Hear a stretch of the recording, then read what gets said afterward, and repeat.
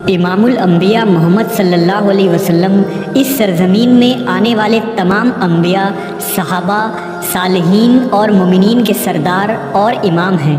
تمام انسانوں کی کامیابی کا واحد ذریعہ نبی صلی اللہ علیہ وسلم کی مبارک ذات اور آپ کی اطاعت ہے۔ اللہ نے حضور صلی اللہ علیہ وسلم کی نبوت اور رسالت کی حقانیت ثابت کرنے کے لیے ہر طرح کے دلائل اور نشانیاں واضح طور پر دکھا دی اور انسانیت کو اپنے سچے نبی کی تمام حجت تمام کر دیا۔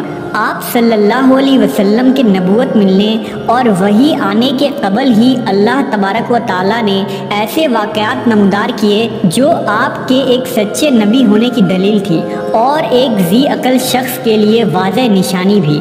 ان نشانیوں اور معجزات میں نبی کی پیدائش کے وقت ہونے والے غیر معمولی واقعات ہیں جو اس وقت موجود لوگوں نے اپنی آنکھوں سے دیکھا اور آپ کے نبوت کے گواہ ثابت ہوئے۔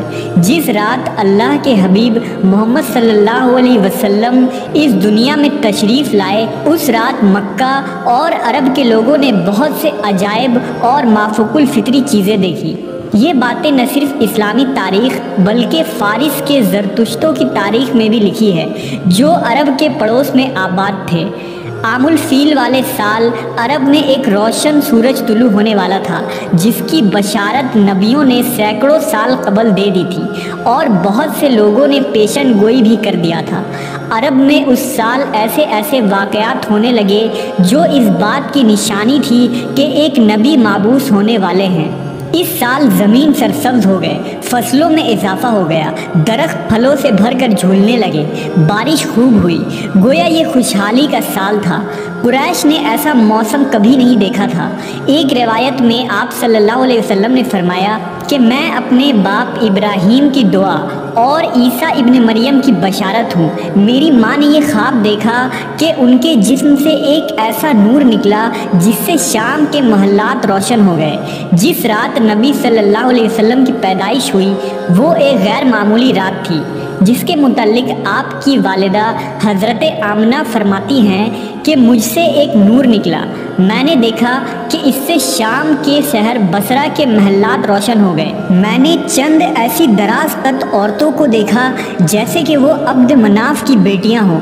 حضرت آمنہ فرماتی ہیں کہ میں نے دیکھا کچھ مرد فضا میں اپنے ہاتھوں میں چاندی کے برتن لیے کھڑے ہیں۔ اس روایت کو امام حاکم نے نقل کیا ہے جس کے متعلق امام سیوطی نے لکھا کہ حضرت آمنہ نے شام کے محلات دیکھے، وہ حالت بیداری میں تھا۔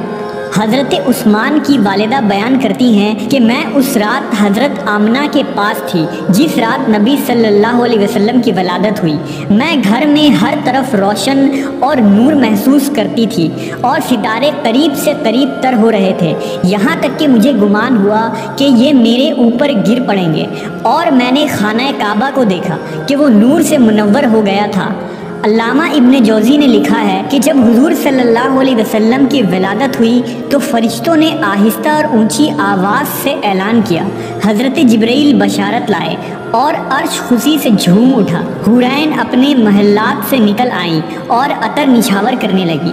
رضوان کو حکم دیا گیا کہ فردوس اعلیٰ آراستہ کرو۔ نیز حضرت آمنہ کے گھر میں عدن سے پرندے بھیج دو جو اپنے چونچوں کے ذریعہ موتی بکھیرے۔ حضرت آمنہ کے ارد گرد فرشتے کھڑے ہو گئے اور انہوں نے پر خوب پھیلائے۔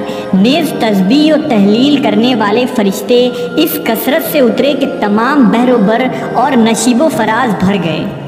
علماء و محدثین نے لکھا کہ آپ صلی اللہ علیہ وسلم جیسے ہی اس دنیا میں تشریف لائے، خانہ کعبہ میں کھڑے وہ بت جس کی قریش مکہ عبادت کیا کرتے تھے، یعنی لات، عزا اور حبل، تمام بت منہ کے بل گر پڑے۔ جبکہ کچھ محدثین نے لکھا کہ اس رات دنیا کے تمام بت اوندھے منہ الٹ گئے۔